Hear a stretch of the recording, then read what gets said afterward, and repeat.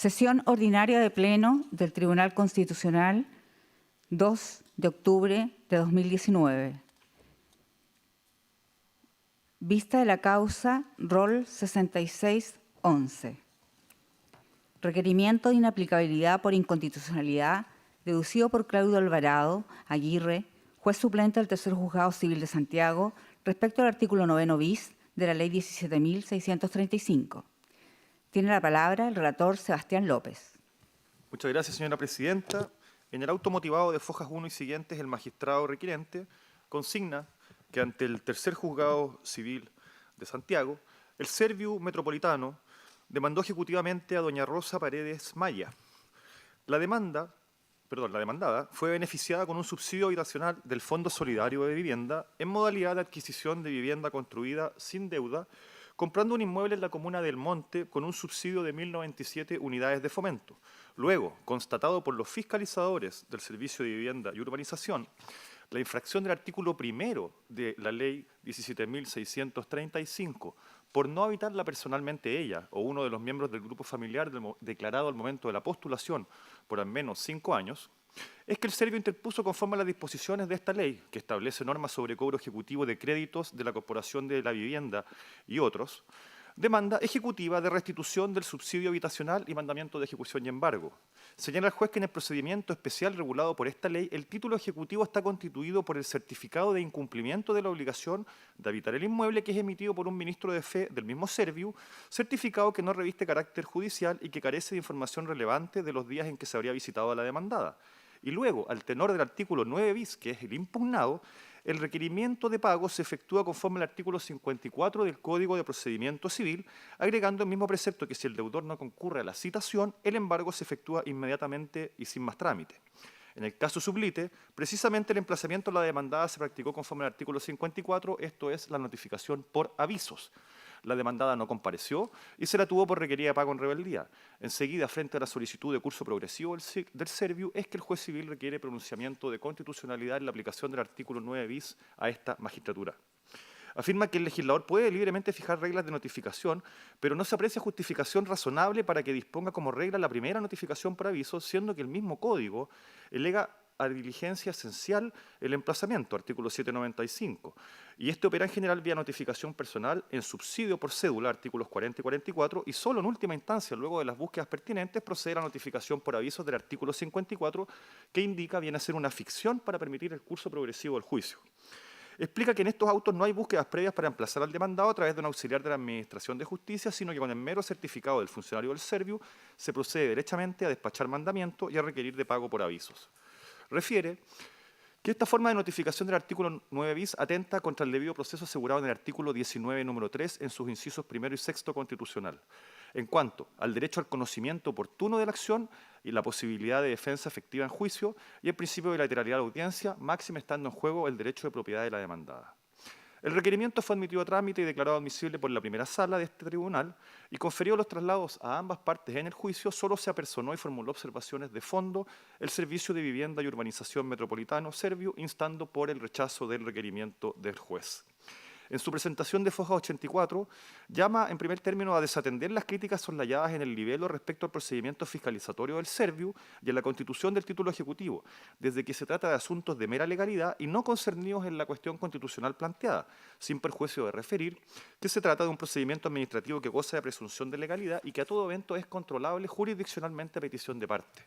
Luego, entrando al artículo 9 bis cuestionado, afirma el Serviu que este artículo se ajusta al artículo 19, número 3, respecto al debido proceso y no afecta al derecho al conocimiento oportuno de la acción ni al emplazamiento, toda vez que en el marco de la discrecionalidad del legislador para fijar los procedimientos, como ha declarado este tribunal, el debido proceso debe atender a la naturaleza de los derechos subjetivos reclamados y a la persona a quien se está notificando. En la especie, se trata de un procedimiento especial, ejecutivo para la restitución del subsidio habitacional, cuyo objeto es asegurar el cumplimiento de las obligaciones derivadas del subsidio, como habitar la vivienda personalmente o por un grupo familiar, y no enajenarla ni ceder su uso y goce. Así, la notificación por aviso sí tiene fundamento, dado por evitar el mal uso de las viviendas sociales, como por ejemplo aquellas sin moradores o dadas en arrendamiento. Teniendo esto presente, explica el Serviu que el juicio sublite se diferencia del juicio ejecutivo común de obligación de dar, Pues no nos encontramos frente a un juicio en que se esté porque nos encontramos en este caso frente a un juicio en que se aplica una sanción por una infracción contratada administrativamente y que, utilizando un procedimiento judicial ajustado al debido proceso, permite materializar la sanción para que el Serviu recupere la vivienda subsidiada en mal uso y pueda asignarla a otra persona en urgente necesidad habitacional. Así, por ejemplo, esta ley entiende como embargado el inmueble por el solo Ministerio de la Ley si no se paga en el acto del requerimiento. Hay reservas en las excepciones a la ejecución y no se contempla remate, sino la adjudicación directamente de la vivienda al Serviu. Además, precisa que el examen que debe practicar el ministro de fe del Serviu es más minucioso que el del receptor judicial previo a la notificación por avisos. Mientras el receptor certifica si la persona se encuentra en el lugar del juicio, el fiscalizador verifica si se cumple la obligación de habitar el inmueble con 3 visitas en días diferentes a la vivienda y dejando avisos en la morada. En el caso sublite, las notificaciones personales o por cédula, además, habrían sido inútiles, pues igualmente se habría llegado a tener que notificar por avisos. Finalmente, indica que no nos encontramos frente a una ficción, concluyendo que no se vislumbra infracción constitucional alguna.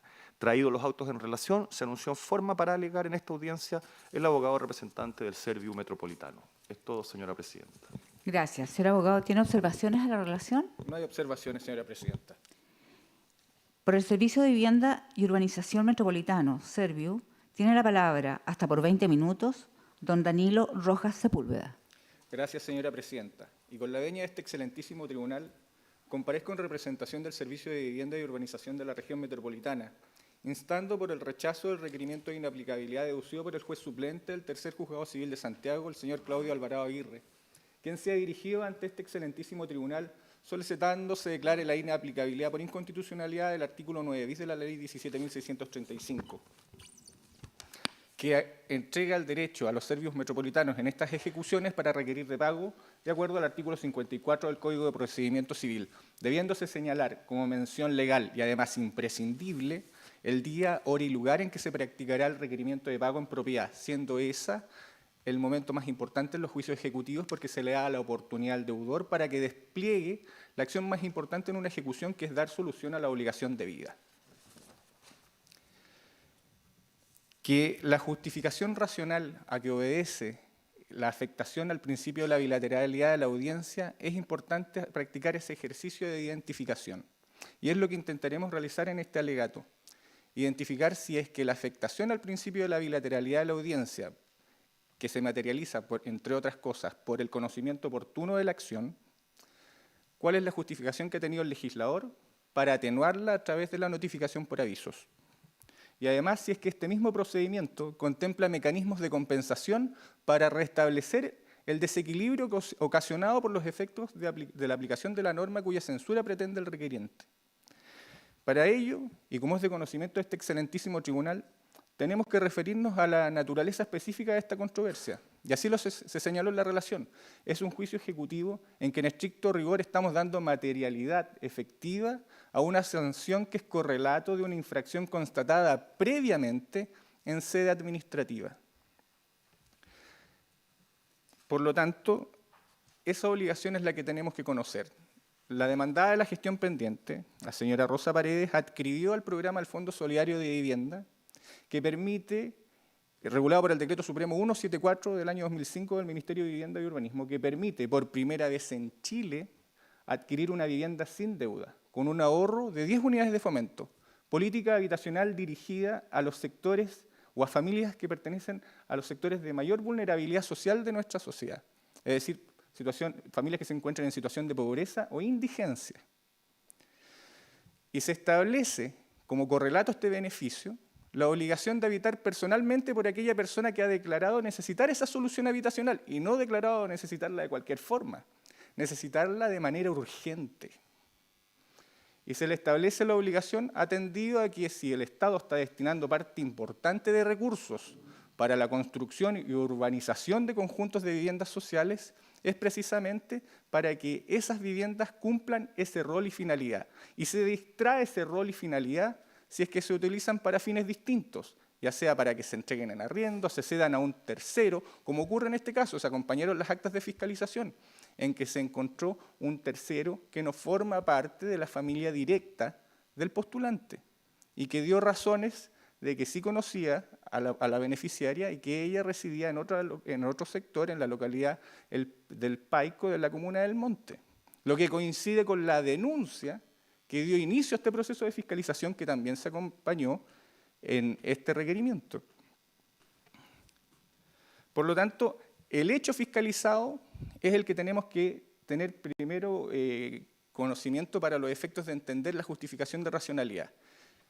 El domicilio que debe habitar la persona de manera permanente junto a su núcleo familiar declarado no lo habita y por lo tanto notificar a través de las normas comunes su resultado natural y esperable es que resulte frustrado, debido a que el receptor tiene que hacer búsquedas para identificar si la persona se encuentra en el lugar del juicio y ese lugar coincida con su domicilio, pero en nuestra ejecución nosotros partimos diciendo de que ese lugar la persona no lo habita. Por lo tanto, son hechos contradictorios y esa es la primera justificación tenida a la vista para afectar de esa manera el principio de la bilateralidad, atenuándolo por medio de la notificación de acuerdo al artículo 54 del Código de Procedimiento Civil. Pero además existe otra justificación de racionalidad. Consta en la historia fidedigna del establecimiento de la ley 20.738 que incorpora este procedimiento, que fue objeto de una indicación de carácter supresivo, el artículo 9 bis, promovido por 3 honorables de la Comisión de Vivienda de la Cámara de Diputados, fundado en que consideraban injusto que se iniciasen ejecuciones en contra de los sectores vulnerables de nuestra sociedad, y lo que se ve exacerbado especialmente en aquellas localidades rurales en que ni siquiera hay circulación de diarios. Indicación del todo razonable, sin lugar a dudas, pero la cual fue rechazada. Y fue rechazada fundado a que la ejecución la antecede un procedimiento de fiscalización, y utilizando los términos de los legisladores, muy garantista.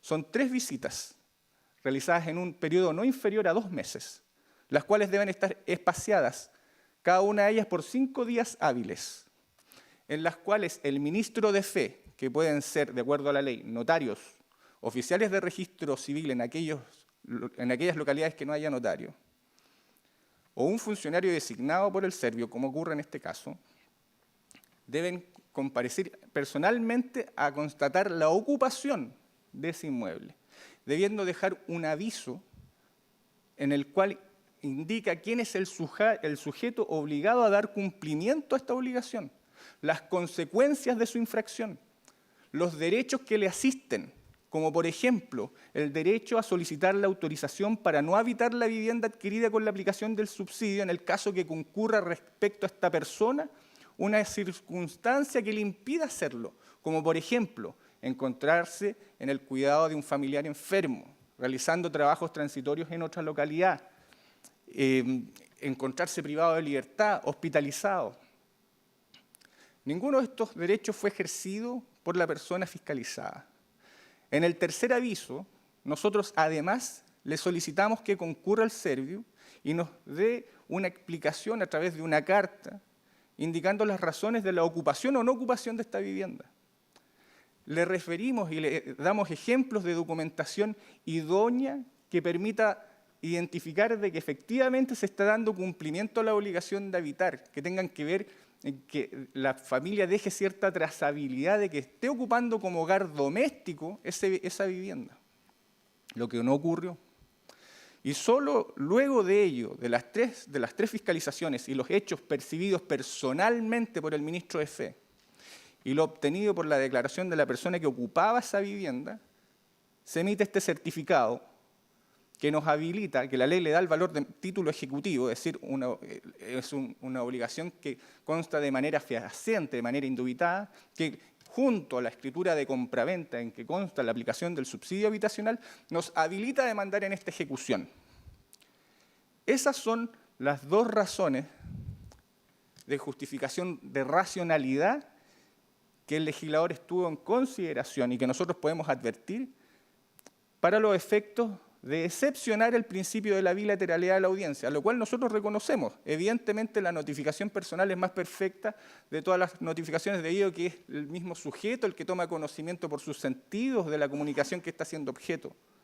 Evidentemente los otros tipos de notificaciones, en este caso, por avisos, la potencialidad y verosimilitud de la transmisión del mensaje se ve atenuada, disminuida. Y nosotros reconocemos que existe esta atenuación. Pero antes de la ejecución existe un procedimiento de fiscalización respecto a una obligación que no la conoció ayer la persona fiscalizada. La conoció desde que se inició la postulación, desde que se construyó la vivienda. Nosotros tenemos una sección de habilitación social en que le damos a conocer en talleres la importancia de esta obligación, porque esta obligación, en estricto rigor, no es una carga muy gravosa, una carga de carácter personal muy gravosa, es simplemente que le dé el uso que declaró necesitar. En eso consiste esta obligación que se constató y se infringió, y lo que nos habilitó a demandar ejecutivamente. Lo que quiero graficar es que el juicio ejecutivo no nace espontáneamente de la noche a la mañana. Existe un previo y lato conocimiento de diferentes áreas, diferentes tareas del Serviu, junto a los comités que realizan estas postulaciones y los mismos sujetos que forman parte de estos grupos organizados, a los cuales el Serviu, en virtud de su administración delegada, encarga su construcción. Como se señaló, existe una afectación del principio de la bilateralidad, existe justificación de racionalidad, que ya se comentaron. Ahora corresponde identificar si es que este procedimiento contempla mecanismos de compensación que permitan resguardar el derecho a defensa del sujeto que se ha visto afectado por la atenuación del principio de la bilateralidad de la audiencia, que se materializa, como se señaló, entre otras cosas, con el conocimiento oportuno de la acción. Y en este caso nos tenemos que referir al artículo 13 de la Ley 17.635, que establece una reserva legal de excepciones, que no tienen los litigantes comunes. Corresponde a una reserva de las excepciones del artículo 464 del Código de Procedimiento Civil, que son las excepciones comunes a oponer una ejecución sujeta a las normas comunes, la cual no requiere de la petición expresa ni declaración por parte de que conoce la ejecución. Como es de conocimiento de este excelentísimo tribunal, para hacer esta reserva de derechos en conformidad al artículo 474 del Código de Procedimiento Común, el litigante común la debe ejercer únicamente en el escrito de oposición. Si no lo hace en esa oportunidad, precluye su derecho. En este caso, la reserva la hace el legislador, manteniendo indemne el derecho a defensa, en este caso, del infractor castigado o perseguido en este juicio. Pudiendo discutir, sí, en un juicio posterior, el fondo de este asunto, que no es la ejecución, sino que es el procedimiento administrativo en la cual se constató la infracción, pudiendo en este juicio posterior destruir los hechos que fundaron la confección de este título ejecutivo. Y esto es en la sede administrativa. Digo en la sede judicial, porque en la sede administrativa también les asiste un derecho, que es el que ya se comentó, el derecho a solicitar al director del Serviu la autorización para no habitar la vivienda. Esta autorización, si es concedida por el director del Serviu de manera fundada, en alguna de las causales que se comentaron, trabajos transitorios en otra localidad, encontrarse privado de libertad, hospitalizado, si demuestra esto en sede administrativa, esa resolución fundada del director del Serviu tiene la virtud de producir el término del juicio ejecutivo. El artículo primero, inciso penúltimo, la Ley 17.635, señala de que el tribunal deberá dictar sentencia absolutoria. Es decir, tiene en la sede administrativa y en la sede judicial la oportunidad de discutir el fondo de la fiscalización, produciéndose efectos, en este caso en la ejecución. Haciendo un resumen, reiteramos que existe una atenuación del principio de la bilateralidad, pero cuenta con una justificación de racionalidad. Esta atenuación, fundada en que el hecho fiscalizado consiste en que la persona habite en esa vivienda y, por lo tanto, notificar por las reglas comunes en el lugar que yo estoy señalando en la demanda que no está, no tiene un sentido duplicar esa función por un receptor judicial que va a implicar necesariamente que se frustre la diligencia, y lo que nos ha ocurrido en la causa Rol C3854-2017 del Octavo Juzgado Civil de Santiago, que no nos dio la posibilidad de notificar por aviso. Encargamos la notificación vía receptor judicial. La vivienda está arrendada. Se frustró nuestra diligencia, se frustró nuestra ejecución. Y además tiene la justificación de racionalidad del hecho que la antecede a la ejecución el procedimiento de fiscalización que el mismo legislador calificó de muy garantista de los derechos ciudadanos del sujeto fiscalizado, en que se le da la oportunidad de ser oído, de presentar pruebas, de impugnar lo resuelto. Y además se han contemplado mecanismos de compensación al desequilibrio por el propio legislador, los cuales consisten en la reserva legal de excepciones contempladas en el artículo 13 de la Ley 17.635 y la solicitud de autorización de no habitar la vivienda en sede administrativa al director del Servicio de Vivienda y Urbanización respectivo. Por lo tanto, nosotros estimamos que esta afectación al principio de la bilateralidad se encuentra debidamente justificado y supera el estándar de justicia y racionalidad que el constituyente ha fijado. Y por lo tanto, nosotros volvemos a insistir e instar que este requerimiento sea rechazado. Dando por terminado de esa manera, señora presidenta, mi alegato. Muchas gracias y se dejó minuta escrita con el señor relator. Gracias a usted. Señora ministra, señores ministros, ¿tienen preguntas al señor abogado? Ministro Letelier. Abogado, el juez requerente en esta causa impugna el artículo 54, o sea, la notificación por avisos. Usted ha señalado en su alegación de que la ejecutada viviría en el Paico.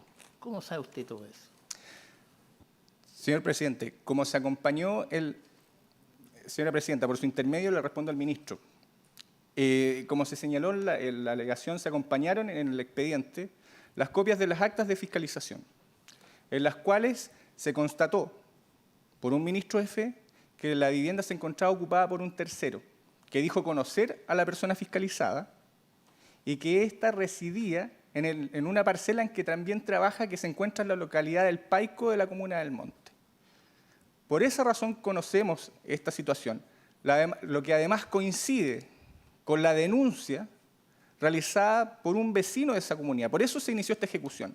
Y coincide, no se acompañó en esta oportunidad, pero tengo una copia del oficio del alcalde de la Municipalidad del Monte, que se dirige a solicitud de la señora Rosa Paredes y en donde existen comunicaciones en que precisamente, derivaciones, donde precisamente se constata el hecho de la ocupación por parte de la señora Rosa Paredes de una vivienda en la localidad del Paico de la comuna del Monte, y que además ella tendría otra propiedad habitacional que coincide con la vivienda que adquirió con la aplicación del subsidio. Solo para hacer un pequeño matiz, es muy habitual en las provincias que son rurales, lo que se ve enfatizado, se acompañó el informe del DICTUC, si tienen la oportunidad de lectura, en las provincias rurales ocurre habitualmente de que registralmente nosotros verificamos con el curso de información del Servicio de Impuesto Interno, tenemos un sistema que se llama RUCAN, identificamos si es que las personas tienen registralmente una propiedad. Si no tienen, cumplen con el requisito, pero en las provincias rurales suele ocurrir de que se encuentran asentados en haciendas familiares, pero que no implica que registralmente tengan una propiedad, pero sí tienen una solución habitacional, y eso es lo que es importante distinguir. Esta política habitacional está dirigida a personas que tienen urgente necesidad habitacional. Por lo tanto, necesitan un lugar donde vivir, y si tienen su situación habitacional resuelta, lo que puede perfectamente coincidir con no tener una propiedad habitacional, pero tienen su solución habitacional resuelta, ya sea porque arriendan, o viven de allegados en un lugar, o viven en una parcela en que se les construyeron una casa, no tienen esa necesidad para acceder a este beneficio. Señor presidente, espero haber respondido a su pregunta. Gracias. Ministro García. Una pregunta de su experiencia, quiero llevarlo a otros casos. ¿Qué situaciones? Entiendo que hay un porcentaje importante de casas que están en una situación relativamente similar. En el informe había una referencia sobre 9%, etc. Sí. ¿Cómo se dan las circunstancias de otros casos respecto de notificaciones y efectivamente estas compensaciones se dan? ¿Cuáles son los motivos recurrentes? Si nos puede explicar en términos de contexto sobre algunas otras situaciones en cuanto a su experiencia. Señora presidenta, por su intermedio, nuestros usuarios pertenecen al 40% de mayor vulnerabilidad de nuestro país. Y por lo tanto, ellos recurren a otras líneas de asistencia, especialmente con los gobiernos locales, los municipios. Nos ha ocurrido, por ejemplo, con el municipio de Curacaví, que tiene un departamento de comunicaciones, quienes ellos informaron a nuestros usuarios que se estaban siguiendo ejecuciones y se dirigieron directamente al Serviu para poder, por una parte, reconocer la infracción y ver la posibilidad de postular nuevamente al beneficio, reconociendo la situación de infracción. Eso es lo que ha ocurrido con mayor habitualidad. En estricto rigor, nosotros hemos recibido personas que reconocen la infracción y solicitan que no tener un doble castigo, que se les permita volver a postular. Eso en cuanto a la práctica, y en estricto rigor, las comunicaciones que hemos tenido nos han contactado. Por ejemplo, tenemos un caso en la comuna de San Bernardo en que la persona reside en la isla de Pascua y se enteró de este procedimiento debido a que se enteró de las fiscalizaciones, porque, vuelvo a reiterar, dejamos avisos. Y se enteró de este juicio y se comunicó en nuestra oficina, se llama Oficina OIR, de Información y Reclamos, de la isla de Pascua. Y ha sido a través de esta oficina que nos hemos contactado con esta persona y que también reconoce la situación de infracción. Tenemos también defensas que se han producido porque las personas toman conocimiento debido a que las viviendas las tenían arrendadas y tienen abogados contratados para los efectos de recuperarlas, para los efectos de que no se constate la infracción, ya constatada en sede administrativa, es decir, ellos intentan recuperarla lo antes posible, antes que se constate la infracción, pero durante el intertanto de este procedimiento de precario, de juicio de arriendo, su abogado les avisa que el Serviu los demandó. Y ahí también se contactan con nosotros y nos explican de que en rigor ha accedido otra persona debido a circunstancias y ellos entregan su justificación, que no los dejó entrar, que sufrieron violencia, etc. Eso vendría siendo el contexto más o menos general. Hemos encontrado situación de viviendas que se utilizan como bodegas, por ejemplo. Y claro, es un 9,5 a nivel nacional. Nosotros hemos en los últimos, este proceso se inició en el 2014, los fiscalizadores ponderan en cerca de un 10% de viviendas que se encuentran en situación de mal uso, arrendadas, cedidas a terceros, siendo lo más común. Muchas gracias. Ministro Pozo. Una pregunta jurídica, si precisa. Usted en su alegato planteó que efectivamente hay un sistema que no es el normal, que no es la regla general. Incluso en el requerimiento el juez plantea que aquí hay un problema de emplazamiento. Es decir, ¿cómo logramos que la relación procesal se forme ideal? Y que la forma de mitigación sería esta. ¿Usted no cree que en sede judicial, olvidémonos de la sede administrativa, el juez le está planteando un tema del título ejecutivo? Es decir, yo ejecuto porque las consecuencias son realmente complicadas. ¿Cómo ve exclusivamente en sede judicial que la solución de ese emplazamiento, y el juez incluso cita en su requerimiento el artículo 795, número 1, como un trámite esencial? Es decir, sin relación procesal, ¿cómo va a haber consecuencias del efecto de eso? Esa es mi pregunta, netamente jurídica, lo más breve posible. Señora Presidenta, por su intermedio, estamos ante una situación de bilateralidad. Nosotros no creemos que exista acá unilateralidad como en los juicios ejecutivos, que se despacha el mandamiento sin siquiera notificación previa. Acá existe bilateralidad, pero es una bilateralidad atenuada. La comunicación por avisos es una forma de comunicación. La verosimilitud de la potencialidad de la transmisión de este mensaje se ve disminuido. Pero no hay que olvidar que este es un juicio ejecutivo, los componentes del debido proceso no son los mismos que en un juicio de delato conocimiento, lo ha señalado este excelentísimo tribunal, reiteradas oportunidades, y se ve postergada incluso en los procedimientos cautelares. Por lo tanto, nosotros el emplazamiento lo entendemos debido a que la relación procesal no se puede entender si es que no se relaciona con todo el proceso que ha unido a esta persona en la postulación, en la construcción, en el proceso de fiscalización y ahora en la ejecución. Está inserto en un conjunto, este es un procedimiento de 2 etapas.